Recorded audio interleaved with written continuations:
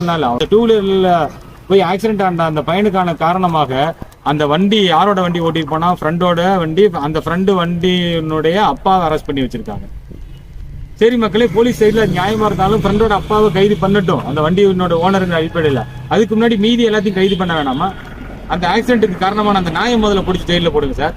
அந்த நாயை முதல்ல பிடிச்சி ஜெயிலில் போடுங்க. அதுக்கப்புறமேட்டுக்கு அந்த ஏரியாவில் இருந்த அந்த கவுன்சிலர், அந்த கவுன்சிலருடைய ஒரு கண்காணிப்பு, கவுன்சிலருக்கு ஒரு பொறுப்பு இருக்கா இல்லையா? தெருநாய்கள் அதிகமாக அங்கே உலாவிடக்கூடாது, கட்டுப்படுத்தணும்னா அப்போ அந்த கவுன்சிலரை கைது பண்ணுங்க. அந்த நகராட்சி ஊழியரை கைது பண்ணுங்க. அந்த ஏரியாவில் அந்த நகராட்சி சூப்பர்வைசர் ஒருத்தர் இருப்பார், இன்சார்ஜ், அவரை கைது பண்ணுங்க. அப்புறம் அந்த ஏரியாவை சேர்ந்த டிராபிக் கான்ஸ்டபிள், அவரை கைது பண்ணுங்க. இவங்க எல்லாத்தையும் கைது பண்ணிட்டு அப்புறம் வந்துட்டு அந்த ஃப்ரெண்டோட அப்பாவை கைது பண்ணுங்க. அந்த ஃப்ரெண்டோட அப்பாவை கைது பண்ணதுல எந்த விதத்தில் ஒரு நியாயம்? ஒரு டூ வீலர் ஆக்சிடென்ட் ஒரு சரியான தீர்வு வேணாமா மக்களே? எதுக்குமே சரியான தீர்வு எதுக்குமே வேணாமா? கவனிக்கும் இல்லையா? இதை நம்ம கேட்கணுமா இல்லையா? அவங்க பாட்டில் ஏதோ ஒன்று செய்வாங்க, யாரோ ஒருத்தன் பாதிக்கப்படுறான்.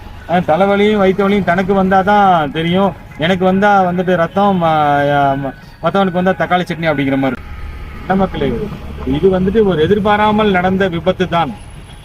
இதில் வந்துட்டு யாரையும் வந்து குற்றம் சொல்லி ஒன்றும் பண்ண போகிறது இல்லை.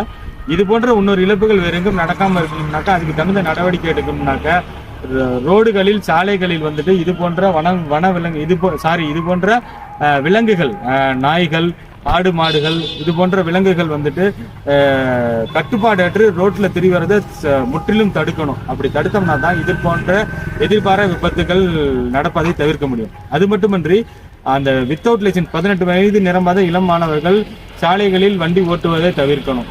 அது முக்கியமான விஷயம். பேரண்ட்ஸ் வந்துட்டு முதலாவதாக பேரண்ட்ஸ் வந்து கவனத்தோட இருக்கணும். நம்ம பையன் வந்து என்ன பண்றான், நம்ம பிள்ளைங்க என்ன பண்றாங்க, எங்க போறாங்க, என்ன வண்டி ஓட்டுறாங்க, எப்படி போறாங்க வராங்க, பாதுகாப்போட போறாங்களா இல்லையா அப்படிங்கறத பார்க்கணும்.